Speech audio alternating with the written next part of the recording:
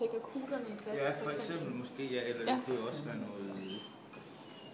Der er nogen, der laver de udpresset stål. Kan man ikke kender I en, der har lavet noget for Meny, hun hedder Jette Melchior. Hun har lavet sådan nogle, der er runde ligesom dem der. De lavede sådan noget sort naturbunde og noget... Jeg ved ikke, om det er rustfri stål, eller om det er alu. Okay. Ja. Men altså, det er jo... der er rigtig mange materialer at arbejde med. Også når man snakker i kugleform. Ja. Men jeg tror nok hende til det på midten, fordi så er det let at samle. Okay. Hvad med, vi har også tænkt, altså kobber, det er jo også meget trendy lige for tiden. Det er det. Men er det meget dyrere end stål? Ja, det er sgu lidt dyrt materiale, men det er jo mega fedt arbejde med. Det har bare de der egenskaber, det enten tager en farve, eller får det der patina, der nu går hen og bliver interessant sidste uge. Ja. Men det afhænger også meget af, hvilket udtryk I vil have, det skal have. Så jeg tror, vi prøver sådan, vi har egentlig tænkt sådan lidt et eksklusivt udtryk, men det skal være selvfølgelig high-end produkt. Ja. Men altså, det er jo også grænser for, hvor mange penge folk gider at betale for sådan noget her. Jamen, hvis det er high-end, og det ser godt ud, og så, nu ved jeg ikke noget om priser på sådan noget, men sådan, så er folk sgu da villige til at så betale for det, synes jeg da. Hvis det ser godt ud på væggen eller på spisebordet, og det giver mulighed for at give system i sine krydderier, så tror jeg, at de er meget villige til at også give en god pris for sådan en serie der. Ja, jeg tænker, altså pladen, man kan selvfølgelig også bare tage dem af og sætte dem på noget andet metal, der er magnetisk, men det skal vel i princippet være noget magnet, altså metal. Pladen giver meget sig selv, fordi det er rustfri, det kommer an på, om det skal være syrefast eller ej, men det er meget dårlige magnetiske egenskaber. Okay. Alu, det er jo slet ikke magnetisk, kobber heller ikke. Nej. Så du er over en eller anden form for stål. Okay, så det vil sige, at den der skal være magnetisk til at sætte på, skal også være stål? Der skal være stål. Ja. Magneten er jo i sig selv magneten, fra I vil have. Ja. Så, men I kunne jo godt belægge det her plade med noget, så det ikke så stålagtigt. Altså, der er jo mange måder at behandle den på. Ja. Så den har et gummiudtryk, eller en eller anden blank overflade, eller en anden form for ståludtryk. Det kunne man sagtens arbejde med. Og man kan godt lave gummi uden på stål. Ja, og så vil nok sige en plaststøbning i de her, det var måske en hurtig og billig måde at producere det på. Ja. Hvis du skal valge sådan noget i stål, så er det måske lidt dyrere nogle gange, og det skal stemples ud, og det koster lidt mere energi og sådan noget. Okay.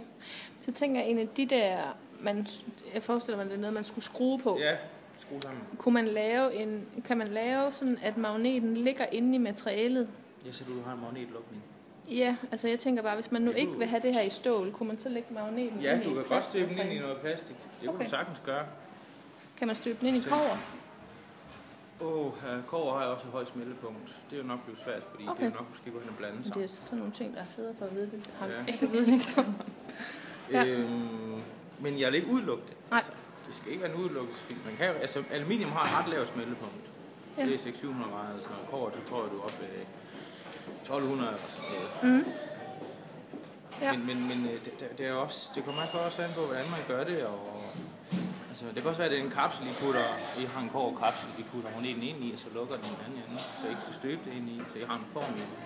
I for eksempel stempler en kobberform, putter magneten ind i, og så lukker den med en anden kobber. Ja. Plade for eksempel, så har du jo lukket din magnet ind i den her kobberfigur, ikke? Ja. Og så har måske et eller andet stålelement inde i din kugle, som gør, at den vil suge til, og så lukke sig. Ja. Og så når du putter den på pladen, så der ikke kunne hænge, men det er noget med den nord og syd, på sådan nogle net der, men jernet indretter sig jo. Så det burde faktisk ikke være noget problem, at den magnet skulle sidde mellem to stykker jern. Det tror jeg faktisk er muligt. Okay. I sidste. Så det afhænger meget af jeres udtryk, og det afhænger meget af, hvad for nogle materialer, synes I viser ligesom high-end og føles godt. Altså det er også meget med perception at gøre. Ja. Hvis du tager, for eksempel din telefon, holder du i hånden nu, ikke? Altså, men det er glas og alu, du føler, at det her, det er sgu. Den er lidt tung, ikke? Og den er lidt høj overflade, du kan godt se, at det er aluminiumglas, du føler, at det her, det er altså et high-end product. Ja. Så den her perception, du får mellem materialer nogle gange, det er også noget, som gør, at du føler, at det her, det er rigtig godt. Sammen med formen. Ja. Er der noget sådan, hvis man tænker sådan helt praktisk i forhold til de krydderier, vi har? Er der noget materiale, man slet ikke kan blande det sammen med i forhold til sundheds... Jeg er ikke...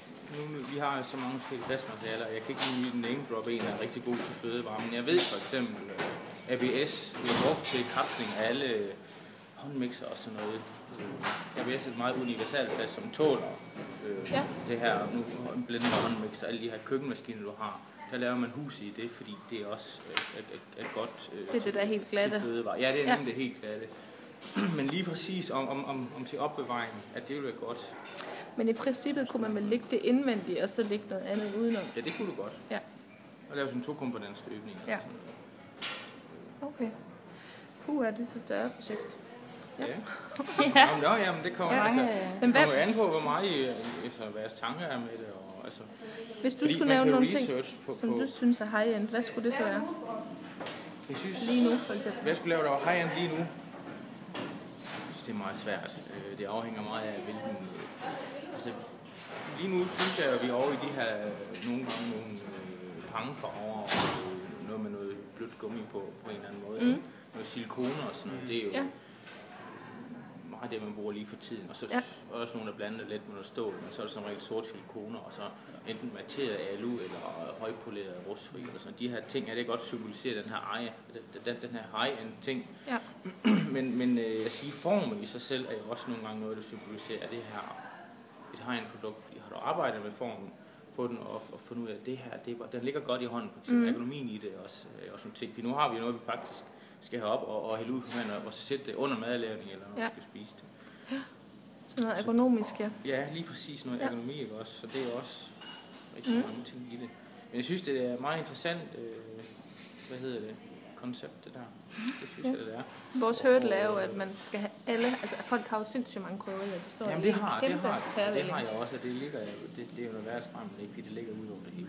Så det er det, vi skal have det hele op på den her plade, for at den er funktionel. Yes. Så den skal, det er jo også, det kræver også lige sin plads. Men, jo. Ja. Altså, men man kan sige, formen kan jo også variere, som I jo allerede har gjort. Ja. Det gør ikke noget, det behøver ikke være lige stort. Nej. Tænker jeg jo. Nej, det er også nemlig, at det er individuelt, for det er jo forskelligt fra os, hvem der har bruger mest karry. Ja, lige præcis. Nogle bruger vildt meget selv, ikke? Og mere labels på, ja. Næsten ikke noget i, altså. Så, ja. Men jeg indgår i materialerne. Jeg tænker også tit, at det afgør, vil du have, hvis du kan opsætte faktisk en hel serie, så bygger man jo en kæmpe produktionslinje op. Og så den her produktionslinje, jamen, den skal jo også være, det her line her, ikke? Det skal jo også være billigt at lave. Ja. Så tænker man, okay, jamen, kan vi lave en simpel produktion, hvor vi stadig ikke får vores form ud, som vi gerne vil have den, så er det måske materialet, der er med til at vælge, hvad for noget materiale det skal være. Ja. Nu er plast jo, det formstøber man jo ikke også, men man kan også lave materet plast ved at ændre støbeform og sådan nogle ting der. Så der er en masse faktorer, man kan gå ind og kigge på. Men jeg tænker måske, at I skal kigge på, hvad for noget materiale I godt kan lide at have i hånden. Ja. Og hvis I nu går ud i inspiration af de her forretninger, der nu har de her ting, tag noget og mærke på det, hvad I perciperer ved de her ting. Er den her lækker, eller er den her kold, eller er den blød, eller de her ting, det synes jeg nogle gange giver sådan en hyggelig fornemmelse af, hvad en er. Ja, helt sikkert. Ja. Altså, træ er jo dejligt varmt produkt, det er ikke sådan organisk materiale, og så stål er jo hentet i jorden, hvis det er ikke så meget koldt og geometrisk nogle gange, ikke? Det giver ikke den her varme fornemmelse. Så I har jo organiske kontra syntetiske materialer. Ja. Det jeg havde også tænkt, jeg tænkte også en gang, at kuglerne kunne være i træ, men det er sådan ret. Ja.